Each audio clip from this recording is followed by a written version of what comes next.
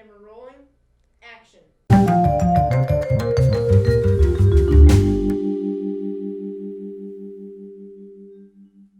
Hello. Hi. Welcome back to Green Team News. I'm Russell. And I'm Everett. We'll be missing Hazel and Finn today, so it'll be just us. So recently, the students of Team Dynamics participated in a trash audit. With help from John Jose of the Central Vermont Solid Waste District, we sorted all of the trash, recycling, and compost from one day. The results were about average for most schools. However, we could do a way better job separating the compost, recycling, and trash.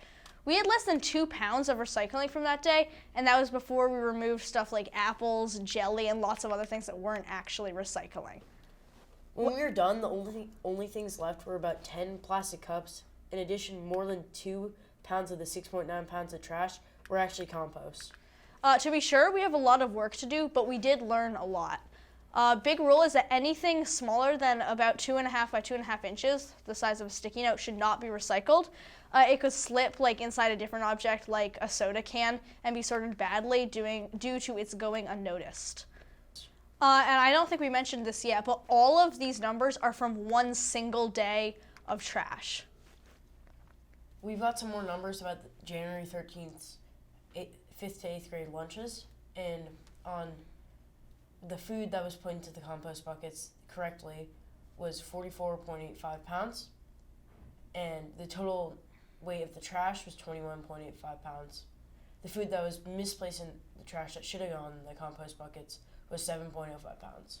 So of all of these numbers, the amount of compost that was correctly composted was 86%, which means that 14% of it went in the trash when it should have gone in the compost. And the amount of trash that was actually found to be food waste was 32%. Before we wrap up, we've got a few easy sustainability tips for you, so you can find easy yet beneficial ways to help your earth and your community. So recently, Ann Watson, the mayor of Montpelier, addressed the Green Team about Montpelier's sustainability efforts, and we talked about the small changes individuals can make to create a more sustainable world.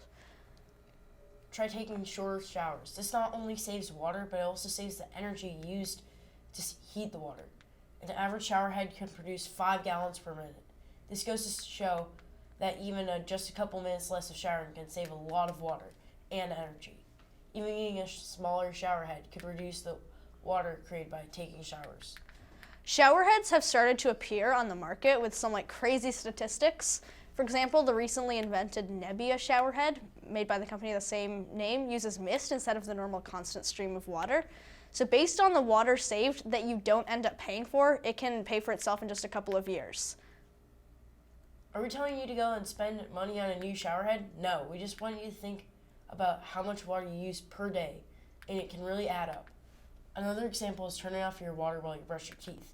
Incredible though it may seem, this simple act can save up to 1,500 gallons of water per year. Here's another tip. Turn off the lights or appliances when you're not using them. A lot of appliances take up a lot of energy, even when they're not on, like chargers. So make sure you unplug your electronics and turn off lights when you leave a room.